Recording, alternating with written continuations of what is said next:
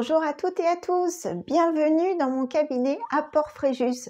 Je m'appelle Laetitia Fénis et je suis psychopraticienne. Pour ceux qui ont accueilli ma première vidéo en toute bienveillance, je voulais vous remercier et je suis ravie de vous retrouver.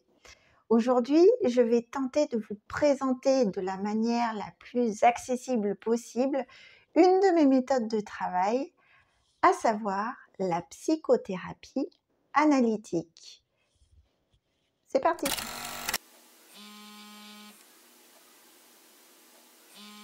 Tout comme la psychanalyse créée par Freud, la psychothérapie analytique qui en découle repose sur le pouvoir libérateur de la parole. La plus grande différence entre les deux réside dans le cadre de la séance. Je m'explique.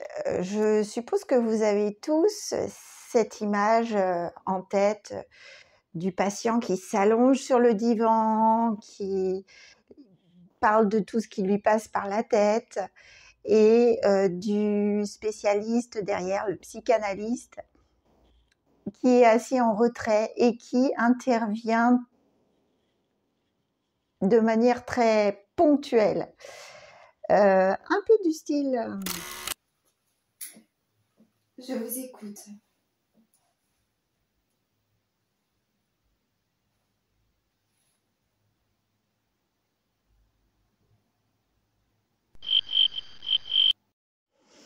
En effet, en psychanalyse, le patient est confronté au silence.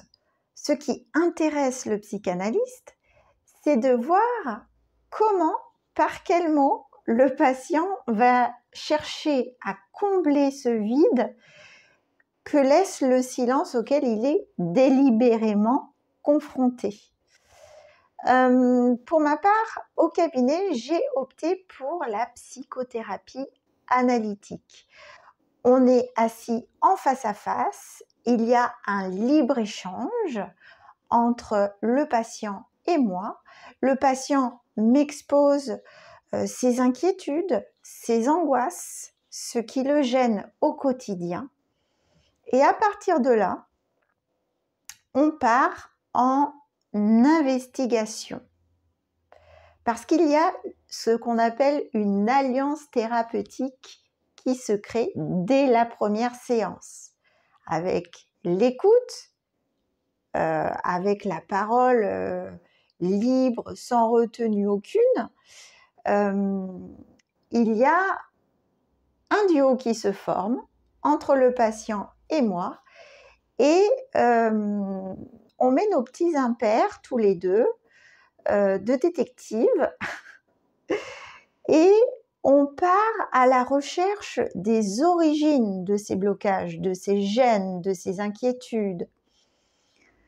Et ce, au travers de l'histoire du patient, de ses expériences, de ses émotions qui remontent bien souvent au cours de la psychothérapie, et des mots qu'il choisit pour exprimer ce qu'il a à relater. Donc tout ça sont des indices qui sont précieux pour cette première investigation, c'est-à-dire les origines, le pourquoi, la source. Une fois que ce premier objectif est atteint, on a déjà franchi un grand pas vers le mieux-être. Dans un deuxième temps, mon objectif à moi, c'est d'accompagner le patient dans son cheminement, en l'aidant à avancer dans sa réflexion et aussi de mettre en lumière ses pistes, ses clés qui existent déjà en lui.